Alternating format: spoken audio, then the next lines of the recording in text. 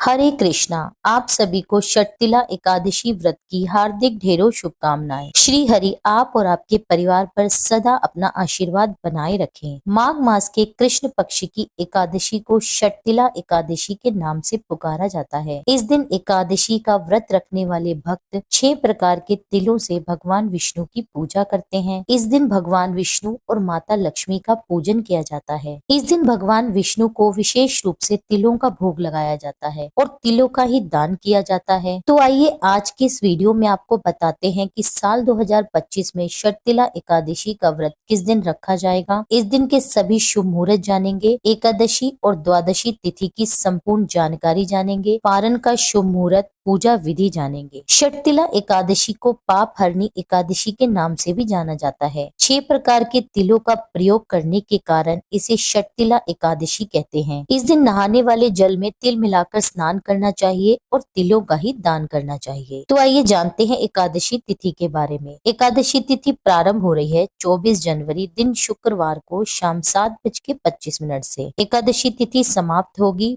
25 जनवरी दिन शनिवार को रात 8:31 तक। तो ऐसे में माघ मास कृष्ण पक्ष की षटतिला एकादशी का व्रत 25 जनवरी दिन शनिवार को रखा जाएगा। केवल इसी दिन गृहस्थ और वैष्णव जन इस व्रत को धारण करेंगे। द्वादशी तिथि प्रारंभ होगी 25 जनवरी शनिवार रात 8:32 से और द्वादशी तिथि समाप्त हो रही है 26 जनवरी रविवार रात 8:53 पर। 25 जनवरी दिन शनिवार के सभी शुभ मुहूर्त जान लेते हैं। इस दिन सूर्योदय होगा सुबह 7:13 पर और सूर्यास्त होगा शाम 6:05 तक। ब्रह्म मुहूर्त रहेगा सुबह 5:36 से 6:24 तक। अभिजीत मुहूर्त रहेगा दोपहर 12:17 से 1 बजे तक। राहु काल समय रहेगा सुबह 9 बजे से 11:30 बजे तक। अब जान लीजिए हरिवासर का समय, क्योंकि हरिवासर के समय में कभी भी एकादशी व्रत का पारण नहीं किया जाता। हरिवासर का समय समाप्त हो रहा है 26 जनवरी दिन रविवार को सुबह 2 बजे तक। अब जानिए व्रत पारण का शुभ मुहूर्त। व्रत पारण का शुभ मुहूर्त रहेगा 26 जनवरी रविवार को सुबह 7:12 से 9:05 तक। तो आप इस समय के बीच में व्रत पारण कर सकते हैं, क्योंकि इस समय तक हरिवासर का समय भी समाप्त हो चुका होगा। एकादशी व्रत के नियम पालन करने और व्रत रखने के साथ साथ हमें एकादशी व्रत के पारण को भी सही समय पर सही तिथि में करना चाहिए, जिससे हमें व्रत रखने का संपूर्ण फल प्राप्त होता है। एकादशी व्रत के नियमों का पालन हमें दशमी तिथि से ही करना होता है। इस दिन हमें शुद्ध और सात्विक भोजन करना चाहिए, चावलों का सेवन नहीं करना चाहिए। व्रती को चाहिए कि एकादशी वाले दिन सुबह ब्रह्म मुहूर्त में उठकर स्नान कर ले और इस दिन आपको स्नान तिल युक्त जल से करना चाहिए। स्नान के बाद भगवान विष्णु का ध्यान करते हुए व्रत का संकल्प लें कि आप किस प्रकार व्रत रखेंगे। फिर पूरे विधि विधान से भगवान विष्णु और माता लक्ष्मी का पूजन करें। अगर आपके घर में भगवान विष्णु की प्रतिमा हो तो आप इस दिन उन्हें पंचामृत से स्नान कराएं और उसमें तिल अवश्य डालें। उसके बाद भगवान को पीले पुष्प, चंदन, धूप, दीप, नैवेद्य, तिल आदि अर्पित करें। विष्णु सहस्त्र नाम का जाप करें। भगवान विष्णु के मंत्रों का जाप करें। षटतिला एकादशी की व्रत कथा पढ़ें। भगवान विष्णु को तिलों का भोग इस दिन अवश्य लगाएं। तिल से बनी मिठाई का भोग लगा सकते हैं, तिलों का भोग लगा सकते हैं और इस दिन तिलों का दान भी अवश्य करें। फिर भगवान विष्णु की आरती करें और पूरा दिन उपवास रखें। एकादशी नियमों का पालन करें। भगवान का भजन कीर्तन करें, रात्रि भजन कीर्तन करें। अगले दिन द्वादशी पर पूरे विधि विधान से भगवान विष्णु का पूजन करें। ब्राह्मणों को भोजन कराएं, दान दक्षिणा दें। उसके बाद अपने व्रत का पालन अब शुभ मुहूर्त में करें। इस दिन तिलों का विशेष महत्व होता है, तो आप तिल के जल से स्नान कर सकते हैं,